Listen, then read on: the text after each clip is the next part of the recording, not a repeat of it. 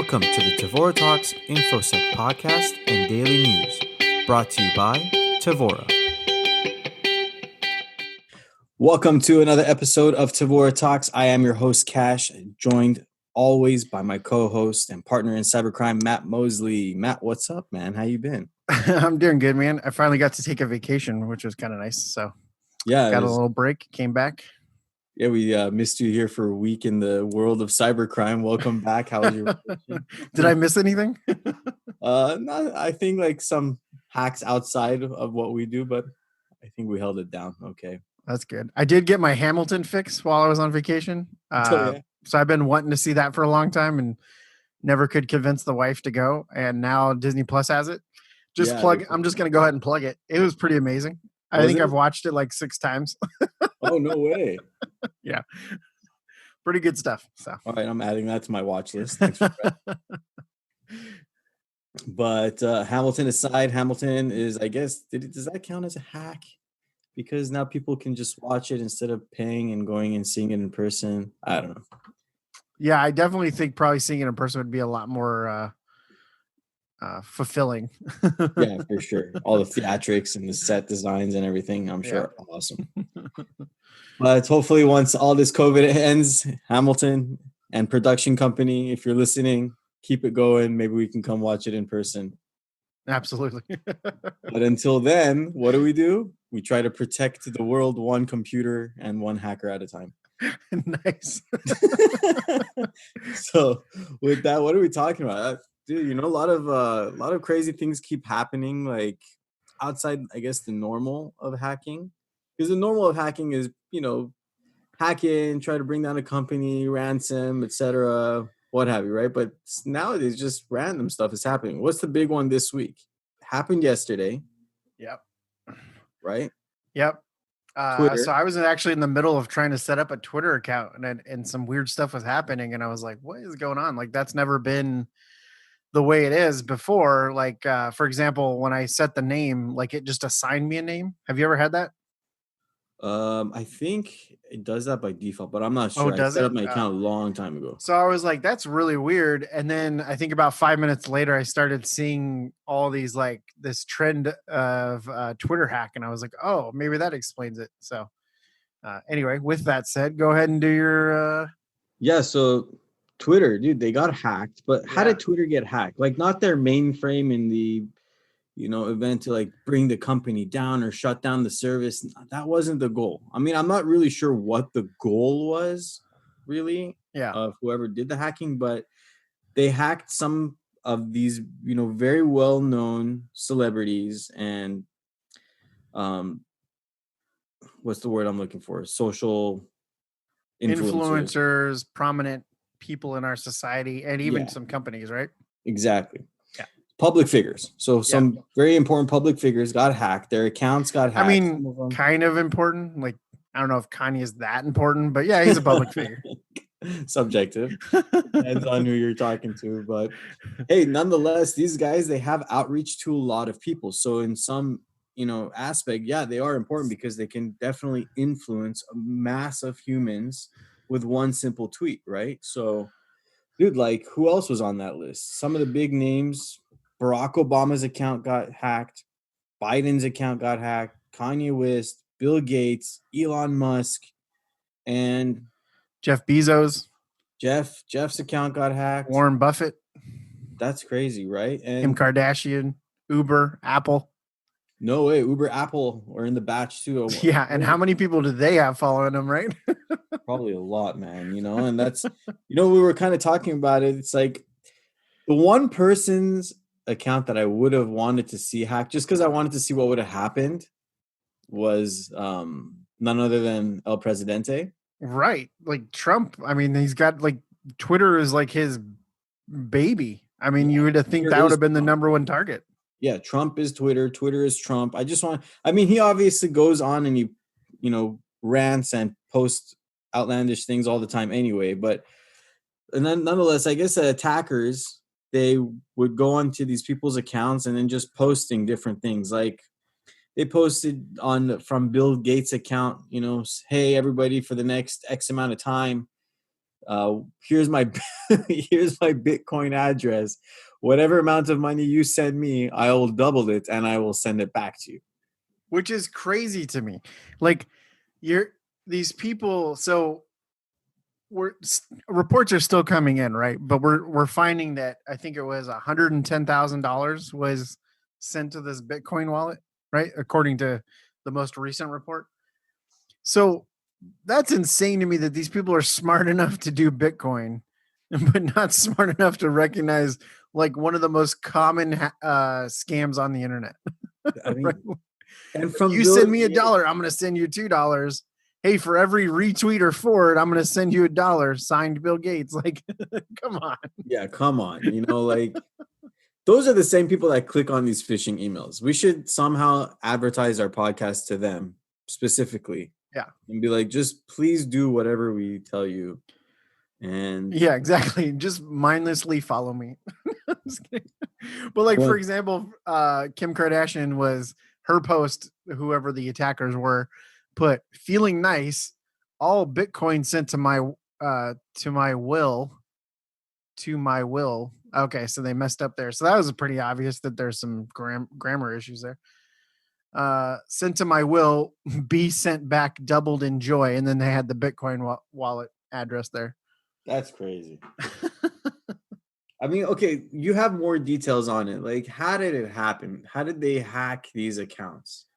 Yeah, so again, reports are still coming in, but apparently it was a huge, and I would even probably say sophisticated social engineering attack against Twitter.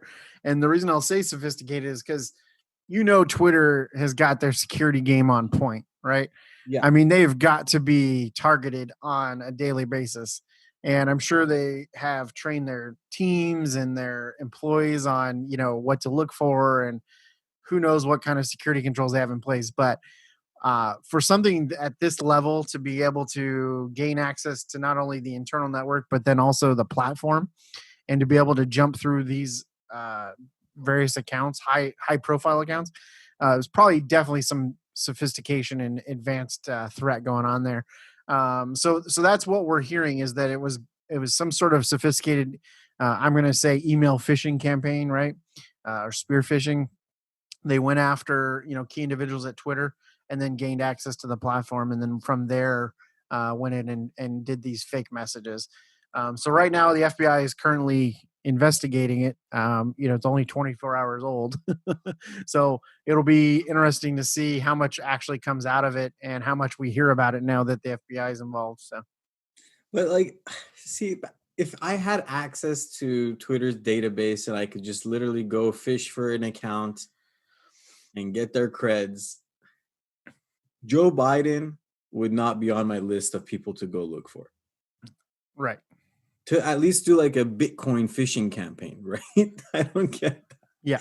Like, I don't know, find some really heavy hitters. Okay, Kim Kardashian, great, I get it. Barack Obama, yeah, he's a heavy hitter on Twitter. Kanye just says a lot of stuff. Elon.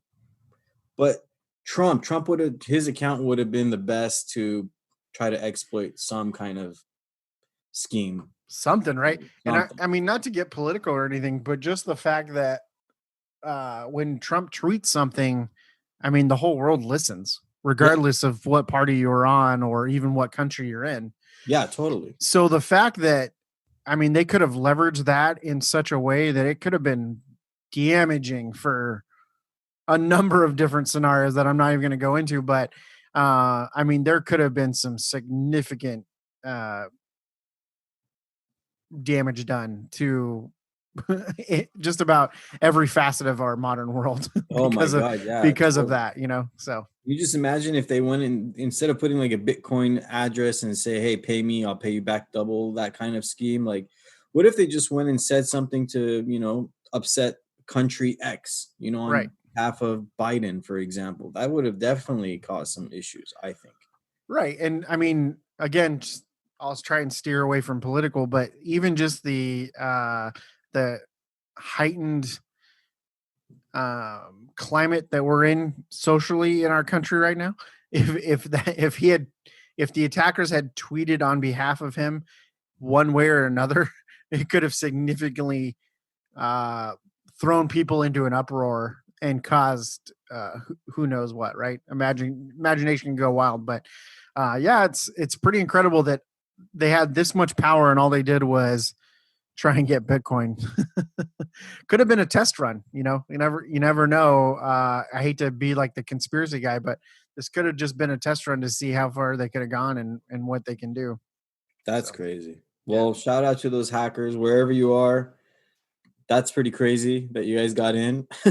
Right. You got to give respect for pulling it off. I mean, it's pretty impressive. So regardless, some hacks, it's like, wow, little bravo, you got in, I can't hate it completely, but yeah, I'm sure, if we do this long enough, we'll probably have a hacker history article about it in our podcast.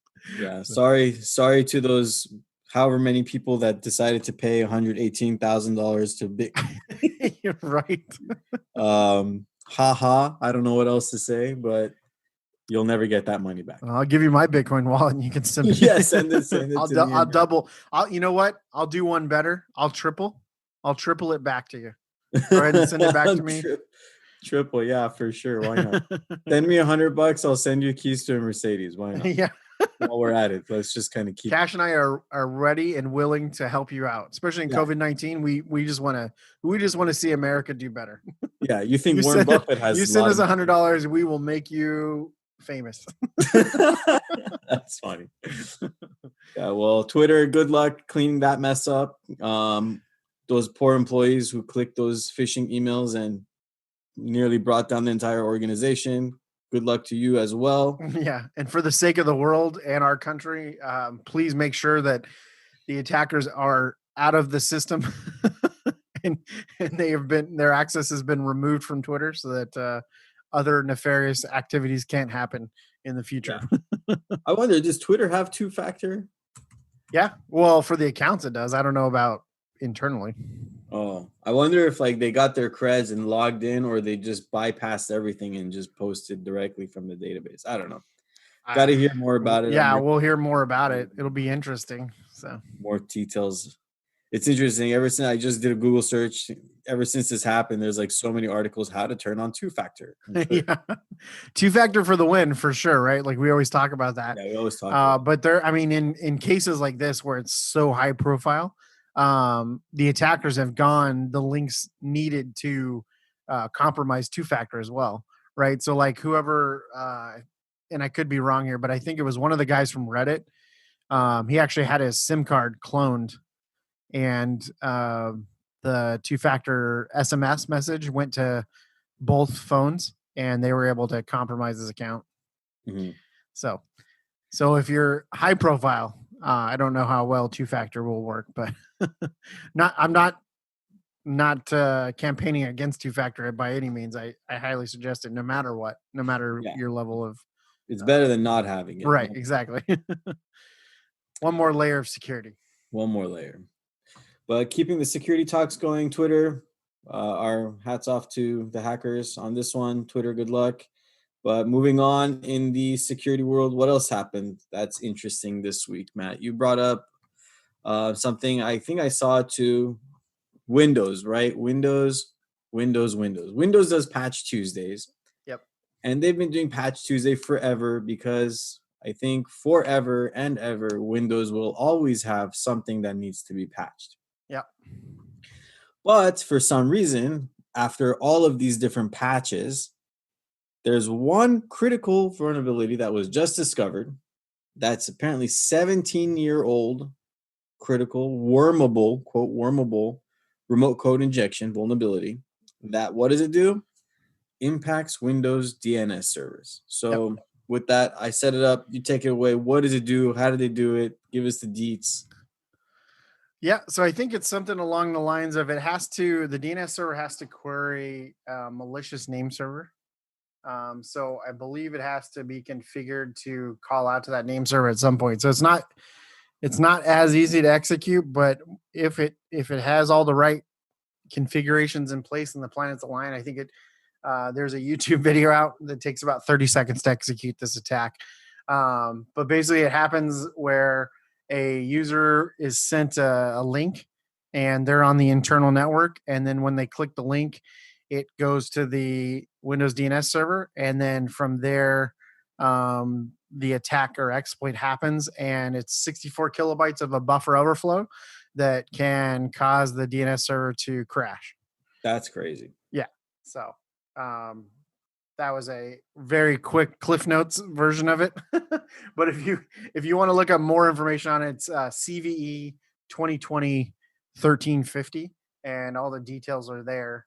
So Microsoft has already gone through, not only patched it, but provided a pretty good write-up on how it's executed, and not only patching will remediate it, but other steps you can take to remediate the issue. Some workarounds while you're trying out the patches to make sure they work and not going to affect the environment. So that's really a little news of the day for all you IT people. Yeah, it's pretty critical. Stuff. I mean, it got a CVSS score of 10. You can't get higher than 10. So yeah, that's right up there. That's like high alerts. Yeah. patch your stuff. If it's not patched, make sure you're patching it. Did you ever see the movie Spinal Tap? No, I don't think I have. Oh, there's a great scene in that where he's got like an amp for his guitar. Okay. And he's like, everybody else's amps go to 10, but mine goes to 11. Like, see, that's one more. That's funny. That's like this pretty much. This should have been at 11, man. Yeah. Because, like, I mean, for those people that really don't know, DNS is a big thing, right? I mean, like, okay, give us like a little rundown. If your DNS crashes, what'll happen? For those that don't know. Well, I don't. Yeah, it's been a while since I did IT admin work, but let's just say they don't have a backup DNS server. Internally, the entire infrastructure wouldn't be able to operate using domain names, right? So, like, if you're calling a file server and you call it by its name, whatever file server 1,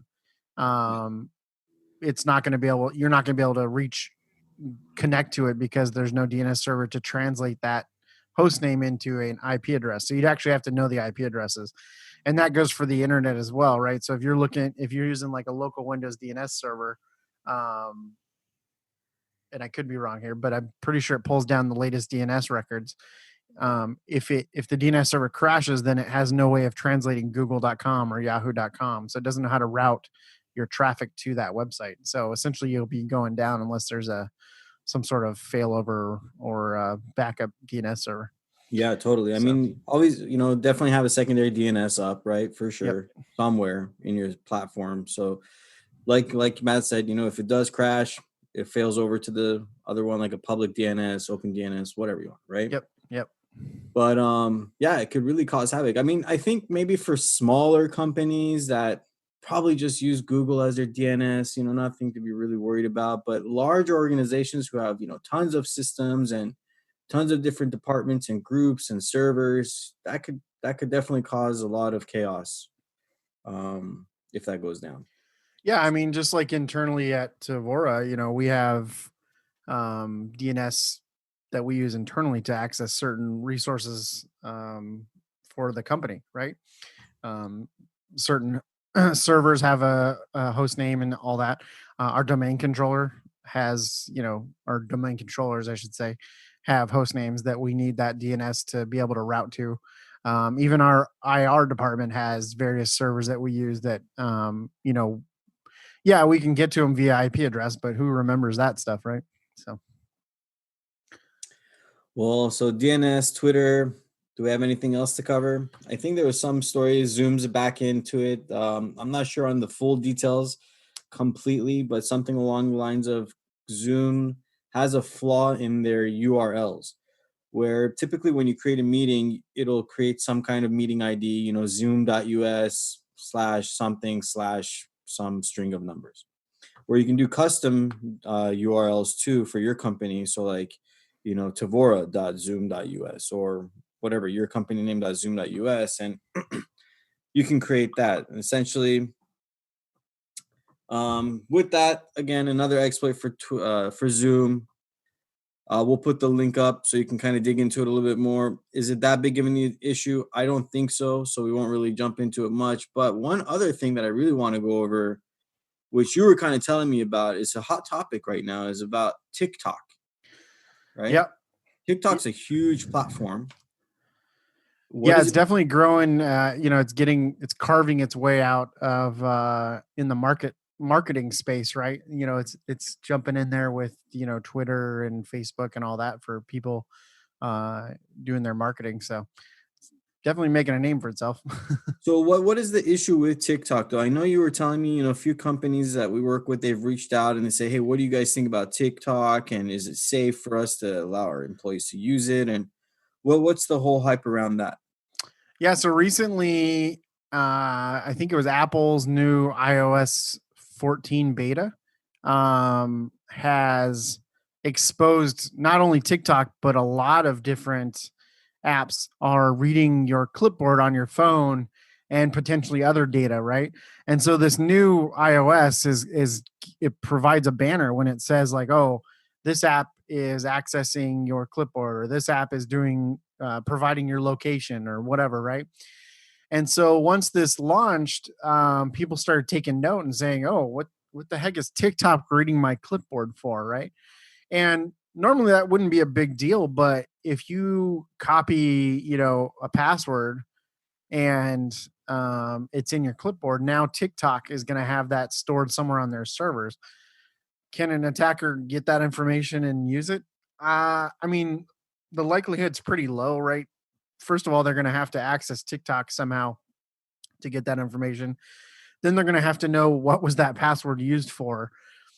So there's a lot of stuff that kind of has to go into the mix. But with that said, we've been getting a lot of questions lately on, what's our stance. And while I'm not going to provide an official stance for Tevora, me personally as a security expert, I would just ask the question, does it provide a business use case? Right. So we've had some clients that are asking us, should they ban TikTok, or should they ban Zoom or all these other things because they pose a security risk? Mm-hmm. I mean, yeah, any software, any hardware poses a security risk, but you have to measure risk versus reward and kind of do that threat analysis to determine how much of a risk is it really. Again, Zoom has had multiple issues and people still use Zoom. TikTok has this new issue that's going on. There were some other ones that were in there too that iOS found. AccuWeather, Overstock, Call of Duty Mobile, Patreon, Google News. All these apps are reading your clipboard. So there are always going to be these issues. And again, like I said, what's the business use case? If you want your employees to not use an app or mandate that, then you need to lay it down in like a policy, right? An acceptable use policy, or even a mobile device management policy. Right. And then also do some mobile device management if you're really that worried about it. And there are solutions out there. My thing is that it's my phone, and you didn't buy my phone. I brought my phone to the company. So does that give you the ability to dictate what goes on my phone? That's the kind of the questions that are going to be asked by employees. And then next would be, I would think legal counsel would probably want to be involved in these discussions, right? So, I mean, how do you feel about that? Like, if a company was to suddenly tell you that you couldn't have certain app on your phone? No, I mean, like, overall, I get it, right? Just in general, it's not just an app. If you're using, your phone, like even at Tevora, right? We have our own personal computers and we have our Tevora issued computers, right? For a specific reason. So in case something happens on our personal computers, if I go to like some website just for personal browsing that has a malicious link or something, that doesn't get in and potentially can compromise client data or whatever, right? But like you said, for your personal device, I don't know, because how could you even regulate that? People use their phones nowadays more for entertainment than really anything else, right? How many phone calls do you make every day, as opposed to how many hours are you on, Instagram or Facebook or whatnot? Our whole lives are on our mobile phones now. I mean, banking, shopping, entertainment, keeping in contact with family members, right? Like, it's incredible the amount of that's at risk in your pocket, right? Your credit card numbers, your checking account, your passwords, everything is in your pocket nowadays. Everything. And so, yeah, for a company to come in and say, oh, well, you can do your own phone, but we don't want you doing this. It's a gray area for sure. But like you said, how do you enforce it? Well, that comes in the mobile device management solution, right? You install an app and then the company has say on what apps can be installed on your phone and all kinds of different settings. Me personally, I would hate something like that on my personal phone. Oh, And definitely. I've worked at places uh, that will remain nameless, but I've worked at places that forced that into effect. And I went out and bought a second phone. And I was like, okay, this is my work phone and this is my personal phone. And And I honestly, I think expensed that work that's phone. the best solution, right? Yeah. Because if the company is so nervous about the data that they have not being leaked out or anything like that, hey, maybe it's an investment. Don't let your instead of trying to restrict employees from using their personal device or personal phone to link their email to or whatever, Yeah. give them a second phone. Right. Give them a second phone. I mean, that could be pretty costly, but at the I same mean, time, yeah, it is costly, but then like, look, me and you have gone on so many of these engagements where, yeah, they initially say, oh, that extra $50 a month is not worth it. We'll do it when we have to. And then what happens? They get hacked or something hits, and then they lose millions of dollars. And that $50 a month could have saved, everything. right. And then eventually they'll spend the $50 a month after the fact. So it's like, Yeah. Yeah. It's funny how the checkbook's open when a breach happens. yeah, for sure. Yeah. It's like, But like, so with that said, I mean, it's definitely a tricky situation, but what I think it comes down to is what is the business use case? Do my employees need to use TikTok to do their job? And the answer is probably no. I can't think of a business use case where I need TikTok, but I don't, maybe someone else does. I don't know. Uh, but if you don't need it, don't have it. And if your employer asks you to remove it, I mean, that's up to you, I guess.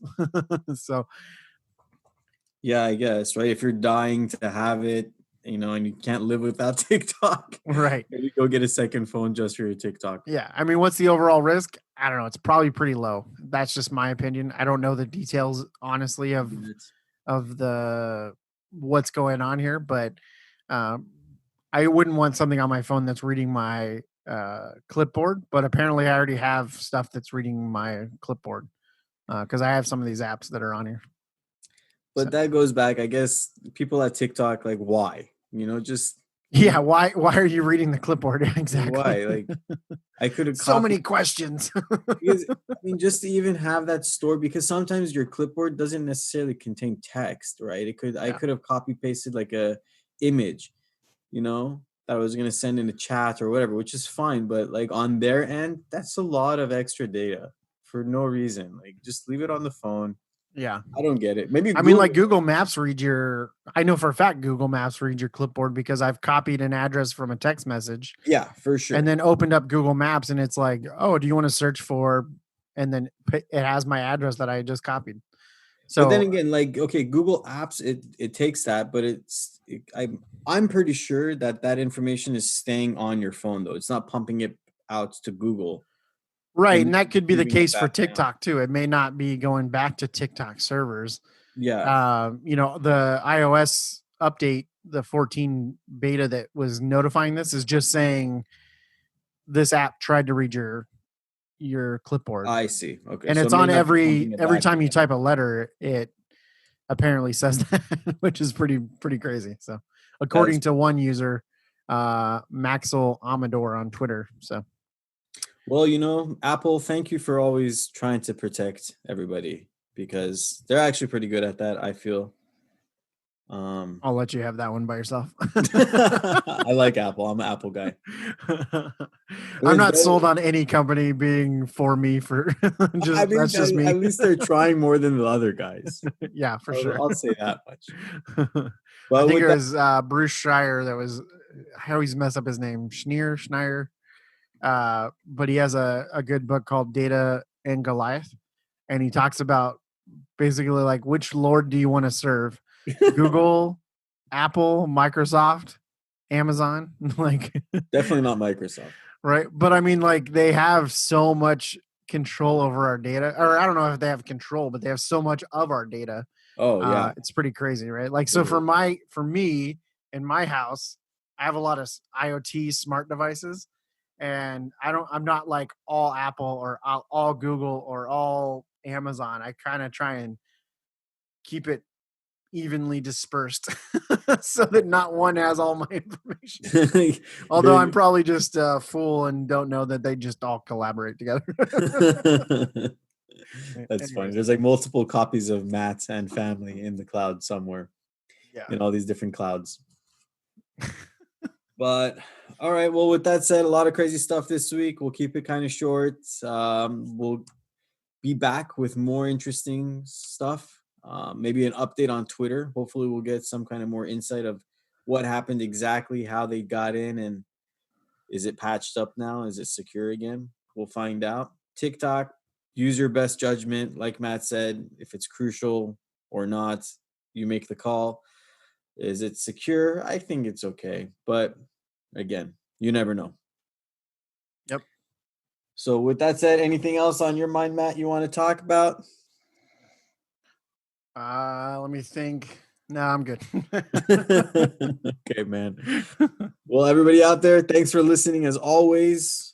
Please subscribe to our channel. Give us a like, give us a shout out, give us a comment. If you have anything you want us to talk about, please let us know. Send an email to podcast@tevoratalks.com. With that said, Matt, it's been real as always. I will catch you on the flip side. Absolutely. Hasta luego. Hasta luego. Tevora out.